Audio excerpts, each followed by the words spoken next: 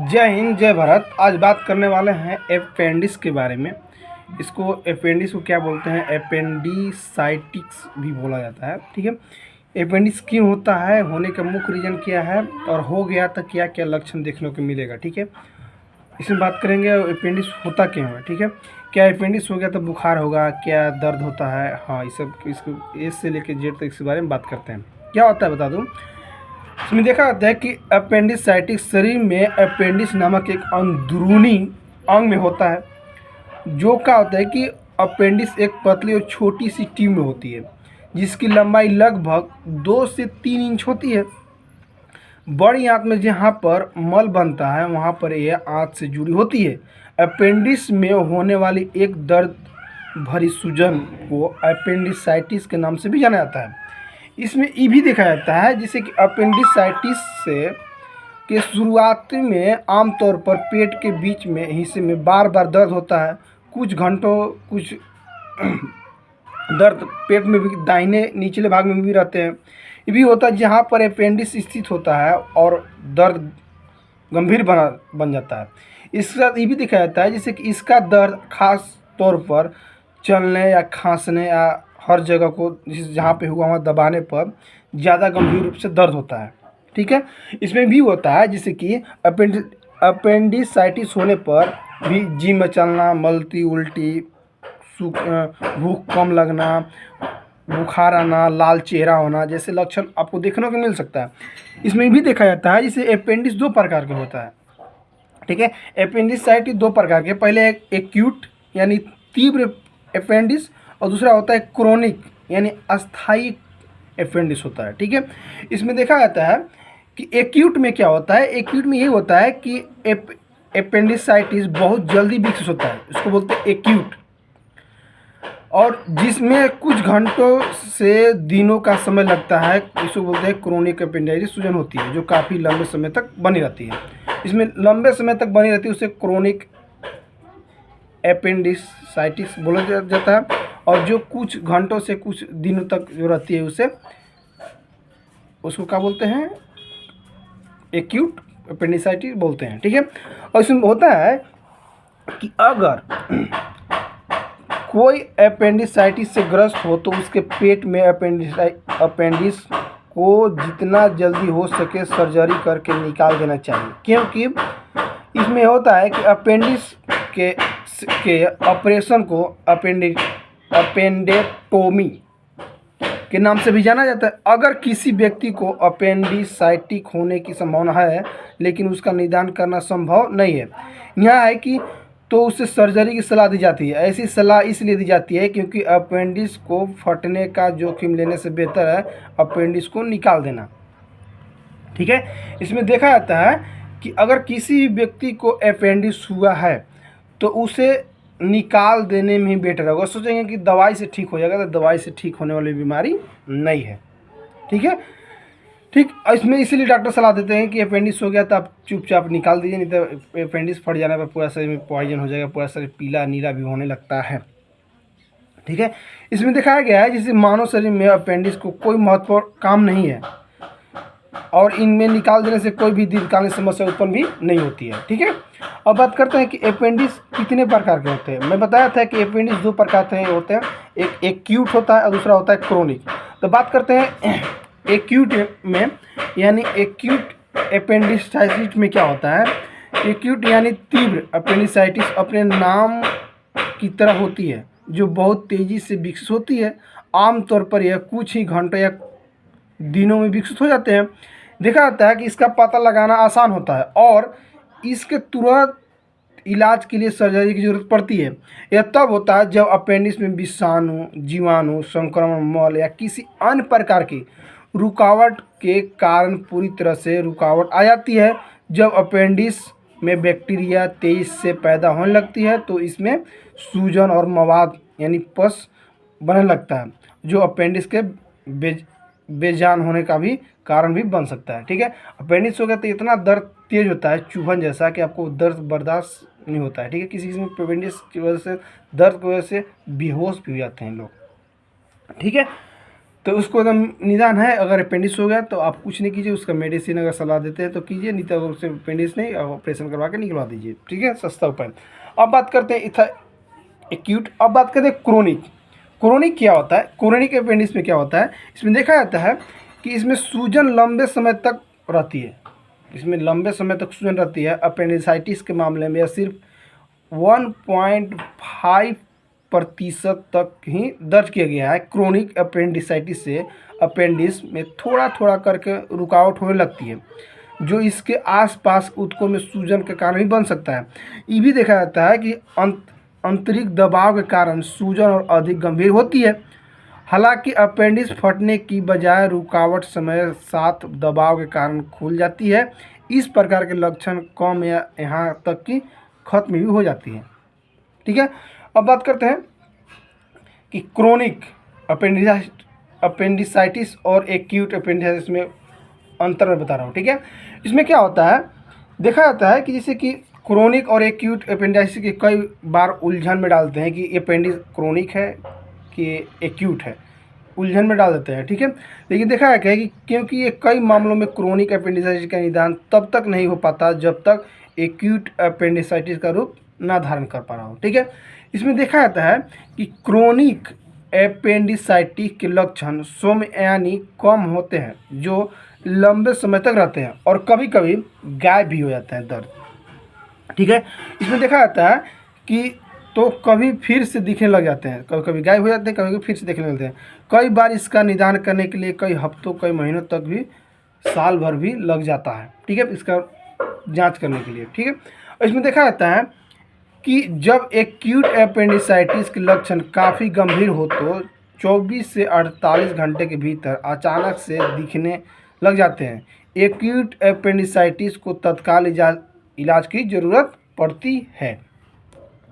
अब बात करते हैं अपेंडिसाइटिस के लक्षण यानी सिम्टम्स, ठीक है। अपेंडिक्स के मतलब लक्षण क्या होता है, इसमें देखा जाता है कि इसके शुरुआती संकेत और लक्षण अक्सर काफ़ी हल्के दिखते हैं, जिन्हें पेट दर्द और भूख कम लगता है, ठीक है।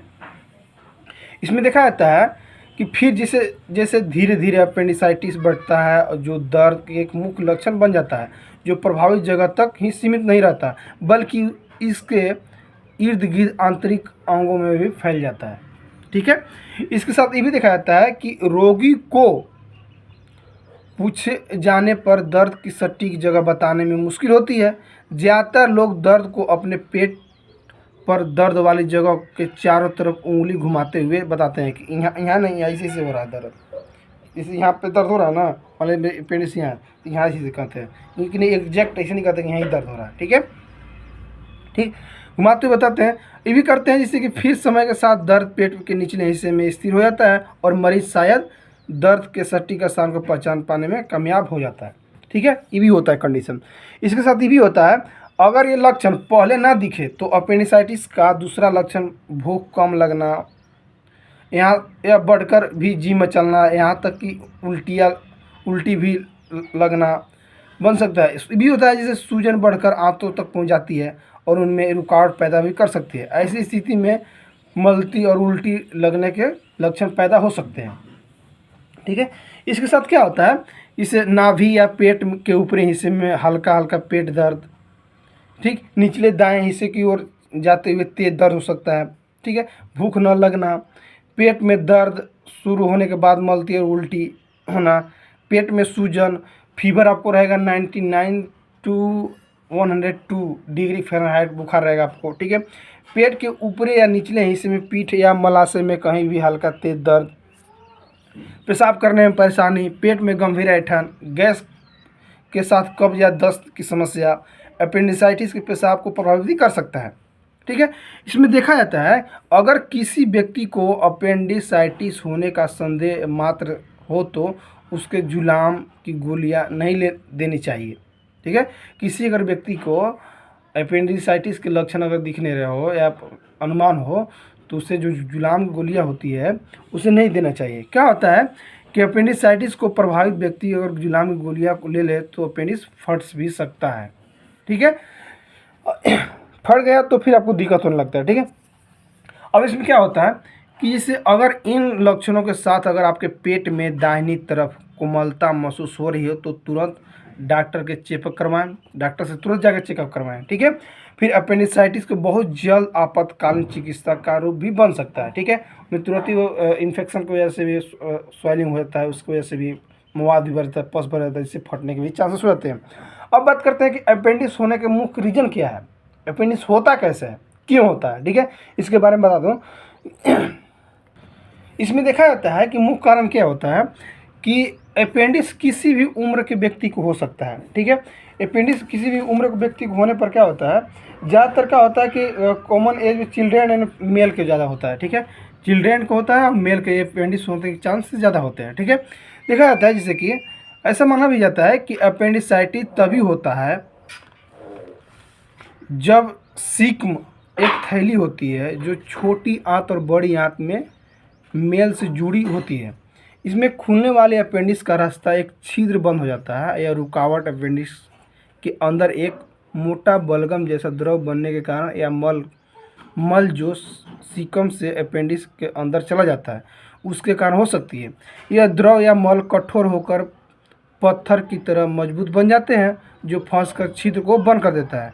इस पत्थरनुमा चीज़ को फेकिलिथ कहा जाता है, ठीक है।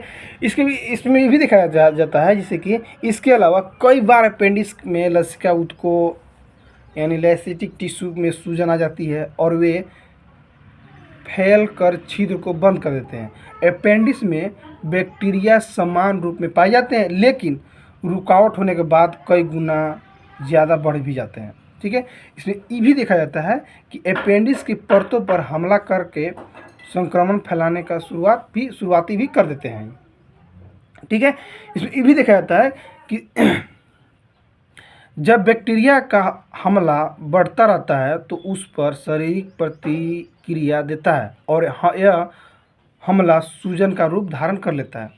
अगर अपेंडिसाइटिस के लक्षणों की समस्या पर पहचान नहीं किए जाए और अपेंडिक्स की सूजन बढ़ती है रहे तो अपेंडिक्स फट भी सकती है और ऐसा होने के बाद बैक्टीरिया अपेंडिक्स से के बाहर भी फैल जाता है।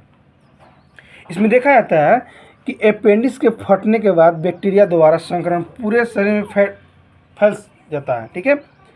अपेंडिक्स फटने के बाद बैक्टीरिया द्वारा संक्रमण पूरे पेट में फैल जाता है। हालांकि आमतौर पर यह अपेंडिक्स के इर्द गिर्द ऊतकों में फैलकर अपेंडिक्स के चारों तरफ थोड़ी जगह तक ही सीमित रहता है, ठीक है। अब इसमें बात करते हैं कि बचाव, अपेंडिक्स के बचाव क्या है। बता दूं, इसका बचाव मुख्य रूप से यह है कि अपेंडिसाइटिस को रोकने के लिए नियमित स्वास्थ्य निवारण जांच के अलावा कोई अन्य तरीका ही नहीं है। ये भी देखा जाता है कि ऐसा इसलिए क्योंकि इसी तरीके से शरीर के अंतरिक्ष अंगों की जांच की जा सकती है और उनकी स्थिति का पता लगाया जा सकता है। ये भी देखा जाता है इसमें दूसरा का पॉइंट कि हालांकि जो अधिक मात्रा में फाइबर युक्त आहार लेते हैं उनमें अपेंडिसाइटिस जैसी समस्या होने की संभावना कम हो जाती है। हालांकि इसका पूर्ण रूप से प्रमाण अभी तक नहीं दिया गया है, लेकिन ये भी बताया गया है कि फाइबर मल को नरम बनाता है जिससे उसके अपेंडिसाइटिस में फंसने की संभावना कम हो जाती है। अब इसमें इन्वेस्टिगेशन में क्या करेंगे, मतलब जांच पड़ताल में क्या करेंगे आपको डॉक्टर से आपको खून जांच कराने की सलाह देंगे, यानी ब्लड टेस्ट करा सकते हैं, यूरिन टेस्ट भी करा सकते हैं, इमेजिंग टेस्ट भी करा सकते हैं, सीटी स्कैन भी करा सकते हैं, एमआरआई भी करा सकते हैं आपको, ठीक है। इसमें देखा जाता है कि अपेंडिक्स का फैला हुआ फटा हुआ होना या सूजन, अपेंडिक्स में किसी प्रकार की रुकावट या फोड़े होना, सब इसमें देखा जाता है, ठीक है। क्या हमें सीटी स्कैन में कि अपेंडिक्स का फैला हुआ है, अगर फटा हुआ है तो नहीं, सूजन कितना बड़ा हुआ है, अपेंडिक्स में किसी प्रकार की रुकावट तो है, फोड़े तो नहीं हुआ, इसके बारे में सीटी स्कैन कराते हैं तो उसमें पता चलता है, ठीक है दोस्तों। अपेंडिक्स के बारे में था। फिर जो भी मेरा वीडियो आपको अच्छा लगा लाइक कीजिए, कमेंट कीजिए, शेयर कीजिए। थैंक यू, बाय, जय हिंद, जय भारत।